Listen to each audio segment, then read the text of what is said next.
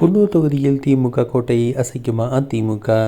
நீலகிரி மாவட்டத்தில் தனி தொகுதியாக இருந்த குன்னூர் சட்டப்பேரவை தொகுதி கடந்த 2011ஆம் ஆண்டு மறுசீரமைப்புக்கு பிறகு பொது தொகுதியாக மாற்றப்பட்டுள்ளது. 2008ஆம் ஆண்டு தேர்தல் ஆணையத்தால் வரையறுக்கப்பட்ட இந்த தொகுதியில் குன்னூர் மற்றும் கோத்தகிரி நகராட்சி, அதிகரட்டி, உளிக்கல் பேரூராட்சி உள்ளிட்ட பகுதிகள் அடங்கியுள்ளன. குன்னூர் சட்டப்பேரவை தொகுதி உட்பட குன்னூர் மற்றும் கோத்தகிரி வட்டங்களில் காய்கறிகள் மற்றும் தேயிலை விவசாயம் பிரதான தொழிலாக உள்ளது. இந்த தொகுதியில் படுகரின மக்கள், இந்து, இஸ்லாமியர்களும், இருளர் மற்றும் குடும்பரின பழங்குடியினரும், தாயகம் தப்பியோர் கணிசமாக வாழ்கின்றனர். தேயிலை தோட்டங்கள் நிறைந்த குன்னூர் தொகுதியில் தேயிலை தொழிலை சார்ந்து 1 லட்சத்துக்கும் மேற்பட்டோர் உள்ளனர். பசுந்தேயிலைக்கு விலை வீழ்ச்சியால் பெரும்பாலும் தேயிலை தோட்டங்கள் விற்கப்பட்டு வருகின்றன. இவற்றை வாங்குபவர்கள் தேயிலை தோட்டங்களை அழித்து ஆடம்பர பங்களாக்களை கட்டி வருகின்றனர். இதனால் உள்ளூர் மக்கள் வேலை வாய்ப்பினை இழந்து பிழைப்பை தேடி சமவெளி பகுதிக்கு இடம்பெயர்த்து வருகின்றனர்.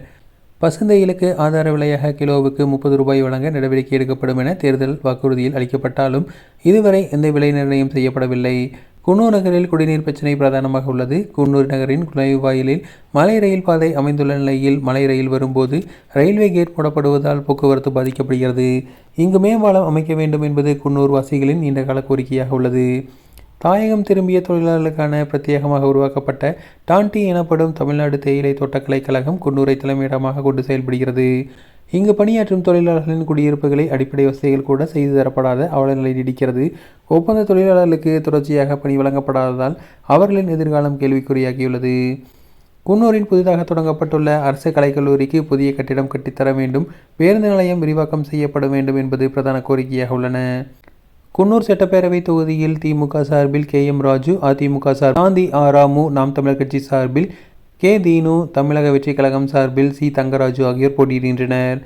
திமுக வேட்பாளர் KM ராஜு அக்கட்சியின் மாவட்ட செயலாளராக உள்ளார். படுகர் சமுதாயத்தைச் சேர்ந்த இவருக்கு படுகர் இன மக்களின் ஆதரவு உள்ளது. மகளிர் உரிமை தொகை போன்ற அரசின் நலத்திட்டங்கள் திமுக வேட்பாளருக்கு சாதகமாக உள்ளன.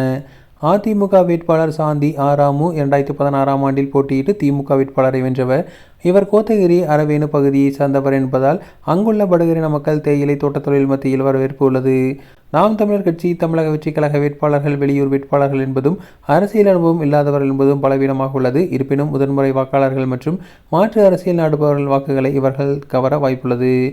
குன்னூர் தொகுதியில் 1957ஆம் ஆண்டு முதல் நடைபெற்ற 15 தேர்தல்களில் திமுக 9 முறையும், அதிமுக 3 முறையும், காங்கிரஸ் 2 முறையும், தமாக 1 முறையும் வென்றுள்ளது. கடந்த 2006ஆம் ஆண்டு முதல் நடைபெற்ற 4 தேர்தலில் 2016 தவிர மற்ற தேர்தலில் குறைந்த வாக்குகள் வித்தியாசத்திலேயே திமுக வென்றுள்ளது. இந்த தேர்தலில் தொகுதியை தக்க வைக்க திமுக கடுமையாக உழைக்க வேண்டிய நிலையுள்ளது. இந்த தொகுதியில் ஆண் வாக்காளர்கள் 83,045 பேரும், பெண் வாக்காளர்கள் 92,768 பேரும் உள்ளனர். 3ஆம் பாலினத்தவர் 7 பேரும், மொத்த வாக்காளர்கள் 1,75,820 பேர் உள்ளனர்.